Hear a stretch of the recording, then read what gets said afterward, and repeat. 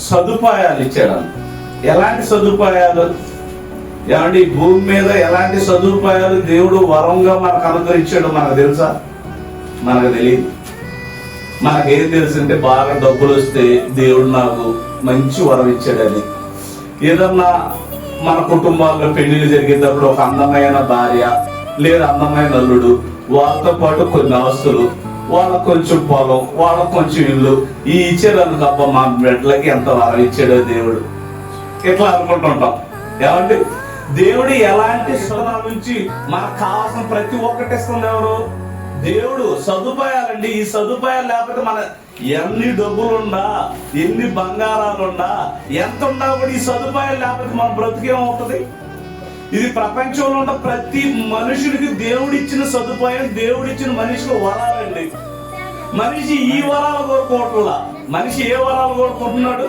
ఈ భూమి మీద ఉన్న ప్రతి ఒక్క మనిషి ఏంటి? బంగారం చేర్చుకోవాలనో, లేదా అధికారాలు కావాలనో, లేదా ఉన్నది సార్లోదనో ఏదో మనిషి అత్యాశ పడుతున్నాడు తప్ప దేవుడిచ్చిన సదుపాయాన్ని అంతా దేవుడిచ్చాడు, ఇది నాకు వరం అని అన్న వ్యక్తులు ఎవరన్నా ఉన్నారంటే ఈ భూ ప్రపంచంలో ఏదో కొంతమంది అయితే ఏమనుకుంటారు, నాస్తికులైన వాళ్ళు దాని అంతటే అదే పుట్టిందని అంటారు.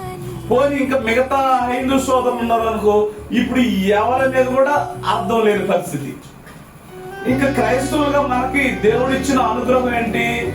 ఇప్పుడు ఇవన్నీ దేవుడు మనకి ఇచ్చాడన్న సంగతి మనకి బైబిల్లో ఉన్న ప్రతి వాక్యాన్ని మనం జాగ్రత్తగా ఫస్ట్ అధ్యాయంలో తెలుస్తుంది కదా. ఆదికాండం మొదటి అధ్యాయంలో ఆది యందు దేవుడు భూమి ఆకాశములను అంటే ప్రతి ఒక్కటి వరాలుగా మనకి ఎప్పుడు ఇచ్చాడు? మనిషి ప్రారంభం నుంచి ఇప్పటి వరకు ఇస్తూనే ఉన్నాడు సదుపాయాలు.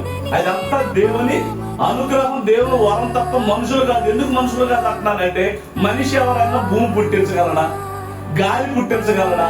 ఏది పుట్టించలేడు. ఇదంతా దేవుడు అనుగ్రహించిన వరం తప్ప మనుషులు అనుగ్రహించిన అయితే మాత్రం కాదు ప్రేమ దేవుని వల్ల.